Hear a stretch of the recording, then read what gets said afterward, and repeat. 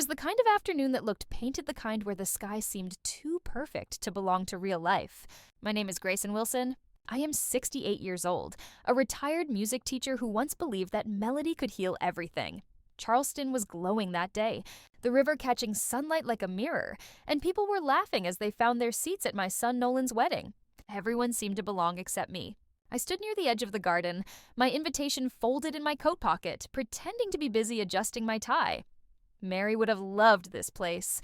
She always said Charleston had the kind of light that forgave people. She had been gone 5 years, but the memory of her voice was still the only sound could calm the echo of an empty house. Nolan looked happy up front, standing beside Grace, the woman he said completed him. I wanted to feel proud. I wanted to believe I was part of that happiness.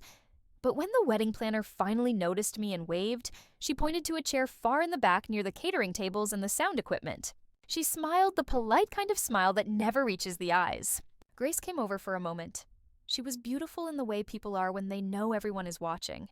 She rested a hand on my shoulder and said softly that she thought I would be more comfortable in the back. It sounded like kindness, but it wasn't. Nolan stood a few feet away, pretending to check his cufflinks. I nodded and told her it was fine. It was always easier to say it was fine. The music started. A string quartet began to play, and everyone turned to watch Grace walk down the aisle. I sat my hands folded tight in my lap. From where I was, I could barely see their faces. The wind carried pieces of their vows, words about family and love words that used to mean something to me. I thought of Mary again. She would have reminded me to sit up straight, to smile, to remember that I had raised Nolan with decency. She would have said, "Dignity doesn't depend on where you sit." Still, something in me ached. The smell of roses drifted through the air. Cameras clicked, and I felt like a shadow in my own son's life. People whispered nearby, not unkindly, just unaware. A man like me was invisible in a room like this. I was the quiet father from a smaller world, the one who didn't fit the photo. Then out of nowhere, a chair beside me moved. I looked up. A tall man in a charcoal suit sat down as if he had been there all along. His hair was silver, his watch simple but unmistakably expensive. Without looking at me, he leaned slightly closer and said in a low voice that carried authority, "Act like you're with me." I didn't answer. I just nodded, unsure what he meant. He lifted his glass and smiled toward the altar like an old friend sharing the moment. The change was instant. A few guests turned curiosity replacing indifference. Someone whispered his name, recognizing him. I didn't know who he was, but his calm presence pulled me out of the fog of embarrassment. I straightened my back. I kept my eyes forward. When the ceremony ended, people clapped. Nolan looked toward the crowd, his smile faltering for a second when he saw us sitting together. The man beside me placed his glass down gently and stood. His voice was steady when he said I shouldn't linger too long. Then he looked at me, really looked, and said he once made a promise to my wife, Mary. The words hit like a chord I hadn't heard in years. I turned to ask what he meant, but he was already walking toward the path lined with lanterns. The guests began to leave in pairs, laughter echoing down the gravel drive. I stayed where I was for a moment, staring at the empty chair beside mine. The sun had lowered behind the trees, painting the water gold. Somewhere in the distance, someone played the last few notes of the wedding march. I thought of Mary again, of the way she used to hum when she was nervous, of the way she believed kindness could still win in an unkind world. I didn't know who that man was or what promise he carried from her. But for the first time that day, I didn't feel invisible. I felt seen, and that feeling, quiet as it was, began to change everything. The reception blurred into soft lights and hollow laughter. I drifted near the garden's edge, unsure if anyone would notice if I disappeared. The sound of glasses clinking floated through the air, and I felt like an old photograph pinned to a wall no one looked at anymore. Then, from the crowd, that same man from the ceremony appeared again. He was holding 2 cups of coffee instead of champagne. He offered me one and nodded toward the quiet path leading down to the lake. I followed without asking why. We found a bench by the water where lanterns swayed in the breeze. He introduced himself properly this time, Richard Cole. His voice carried an easy confidence that only comes from years of surviving everything life can throw at you. He told me he knew Mary long before she was my wife. They had studied together at the university in Asheville. She was his closest friend, maybe more for a while. But what mattered now was the letter she left behind. He reached into his jacket and unfolded a worn envelope, edges soft from years of handling. Mary had written it before she died. In that letter, she asked him to find me one day if he ever could. She wanted me to remember who I was before the years, and the grief made me smaller. I couldn't breathe for a moment. I stared at the paper, the handwriting that looked exactly like hers. He didn't read it aloud. He said some words were meant to stay private, but he told me the essence of it. She had written about music, about the way I used to make an ordinary morning feel like a song. She had said I was a good man even when I forgot to see it. The air turned cooler as the night deepened. Richard told me that after Mary passed, he learned I was still living in Charleston. He wanted to reach out, but he didn't want to intrude on my grief. It wasn't until last month, when he purchased the Monroe family's hotel chain, that he realized the wedding today was taking place at one of his newly acquired properties. He said fate had arranged this reunion, not him. When he arrived and saw me seated alone, he remembered Mary's letter and the promise he made. He couldn't stand by while her husband was treated as invisible. We sat in silence for a while, watching the reflection of the lights ripple across the water. I told him I didn't know how to feel.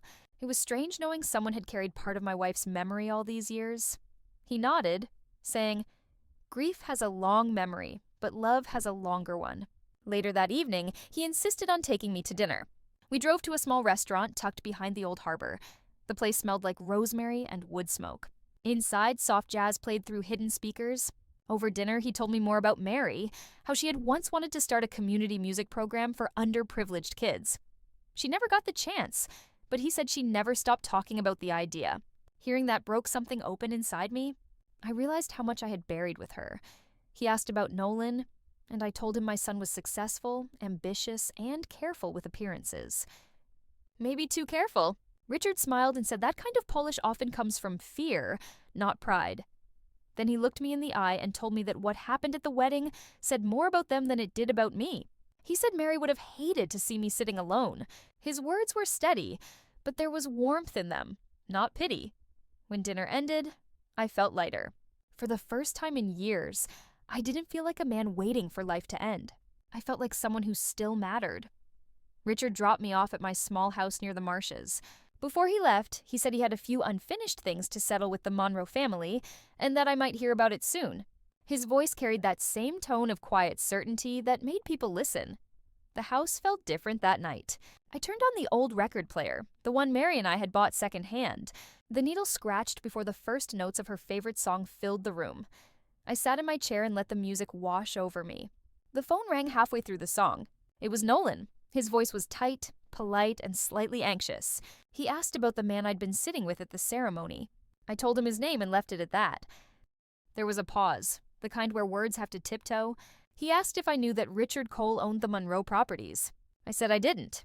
He told me that Grace's family was nervous that they had business ties to those hotels. I smiled, though he couldn't see it. For once, my son sounded uncertain, like he was realizing something about his father he'd never considered before. When I hung up, I looked out the window at the moon floating above the marsh. The air smelled of salt and jasmine. For the first time since Mary's funeral, I didn't feel like I was standing still. I wasn't powerless anymore. I had no wealth, no influence, but I had something that couldn't be taken. Integrity. And somewhere out there, a man who once loved my wife had chosen to honor her by standing beside me. It didn't matter what came next. I felt seen again. Not for what I had lost, but for what I had quietly kept all along. 3 days passed before I saw anyone from Nolan's new family. The doorbell rang close to 10 in the morning, and when I opened it, a woman stood there holding a designer handbag that probably cost more than my car. Evelyn Monroe introduced herself as Grace's mother. She stepped inside before I could answer her perfume, filling the air like an announcement. She didn't waste time with small talk. She reached into her bag and pulled out a white envelope, thick and crisp, then placed it on my coffee table. She said it was a gesture apiece $40,000 to help me move somewhere more comfortable. Her tone carried the weight of someone used to being obeyed. I stared at the envelope for a moment before picking it up. I didn't even open it. I tore it in half and let the pieces fall onto the table. The sound was quiet, but final. Evelyn's face changed. Her polite mask cracked into something sharper. I told her that dignity was not for sale, not at any price. She called it pride. I called it self-respect. She stood up fast, her chair scraping against the floor, and said, my attitude was going to make life harder for everyone, including my son. I told her that was fine. I'd rather live hard than small. She left in a storm of perfume and judgment. The house grew still again. I sat for a while listening to the wind against the windows. It felt good, that silence, clean and honest. Around noon, my phone buzzed. It was Richard. He asked me to meet him at his office downtown. When I arrived, I was surprised. The building was all glass and light, overlooking the harbor. His assistant led me to a conference room where a woman in her 50s stood waiting with a folder of papers. Richard introduced her as his attorney, Laura Chen. She had that calm confidence of someone who saw the truth faster than most people could lie. Laura explained that the Monroe Group had overextended themselves. Their chain of hotels was deeply in debt, and they depended heavily on the properties Richard now owned. If he pulled their leases, their entire business could collapse. Richard looked at me across the table and said he wasn't interested in revenge, but he wanted the Monroes to understand what respect costs when it's been forgotten. He proposed a new arrangement, one that would let them stay in business under very strict terms. Among those terms was a public apology and a charitable scholarship in Mary's name. I sat quietly thinking. The idea of seeing Grace or Evelyn forced to apologize in front of their peers didn't sit right with me. It sounded like punishment, not growth. I told Richard the scholarship was a good idea, but only if it wasn't used as a weapon. I wanted it to honor students who had struggled kids, who needed someone to believe in them the way Mary once believed in her students. Richard nodded the kind of nod that meant he understood the difference between pride and cruelty. He told Laura to adjust the contract accordingly. As I was leaving, he stopped me by the elevator. He said he admired my restraint, that most men in my place would have chosen to humiliate the people who hurt them. I told him that wasn't strength. Real strength was remembering who you are when people try to make you forget. His smile was quiet but approving. That evening, the phone rang again. It was Nolan. He sounded tired, maybe humbled. He asked why I was getting involved in business between Richard and the Monroes. I told him it wasn't about business. It was about decency. I told him Evelyn had offered me money to disappear and that I turned it down. He was silent for a long moment. Then he asked why I didn't take it, if it could have made things easier. I said because there's a kind of peace that money can't buy. For the first time, Nolan didn't argue. His voice softened when he said he didn't realize how much Grace's family had disrespected me. I told him realizing was a good start, but it had to mean something. We talked for a while quietly like father and son instead of strangers pretending to be polite. Before hanging up, he said he was proud of me. Those words were small, but they landed like a chord that had been missing from my life for years. When I went to bed that night, I thought about Mary. I imagined her smile, that knowing look she used to give me when I stood up for what was right. The air through the open window carried the sound of the harbor bells. I closed my eyes and felt something I hadn't felt in a long time. Balance, not victory, just balance. The kind that comes when you finally stop explaining your worth and start living it. The Charleston Country Club glittered that night, every chandelier polished, every table dressed in white and gold.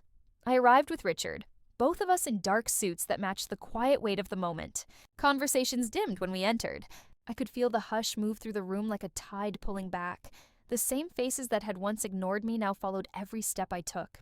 We were seated near the stage close enough to see the tremor in Grace's hands as she approached the microphone. Her gown shimmered under the lights, but her face was pale. The music faded and the murmur of the crowd died completely. She took a deep breath, steadying herself before she began to speak. She said she wanted to address something personal, something that had weighed on her since her wedding day. Her voice wavered at first, then strengthened. She spoke about pride, about how fear of judgment had turned into cruelty.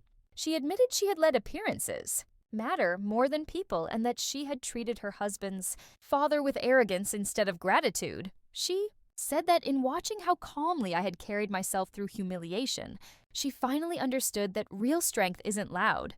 It's quiet. The room was silent. No one looked away. When she finished, she turned toward me. I stood slowly, feeling every eye in the room. I told her that words are only the beginning, that apology means little without change. The air felt still like the space before rain. Nolan stepped forward from the back of the room. His voice carried clear and unguarded. He said he had forgotten who I was, that somewhere between ambition and image, he lost the man who had taught him how to be decent. I told him that what matters is not forgetting again. Something shifted after that. The tension broke not in applause, but in the kind of silence that feels like understanding. Grace looked at Nolan, her eyes wet but softer. There was no spectacle, only truth laid bare in front of people who had spent their lives pretending they were above it. When the evening ended, I walked with Richard out to the balcony overlooking the river. The air was warm, carrying the scent of salt and magnolia. The city lights shimmered across the water like the last notes of a song fading into memory. I told him I didn't need them to love me, only to see me clearly. He nodded and said that being seen for who you are is the rarest kind of wealth. We stood there until the crowd behind us thinned and the band packed up. The river kept moving slow and certain. I thought of Mary and how she always believed in quiet endings, the kind that don't demand attention but leave peace behind. That night, for the first time in years, I understood what she meant. Approval had once been my measure of worth. Now it was the stillness inside me that told me I had finally come home to myself.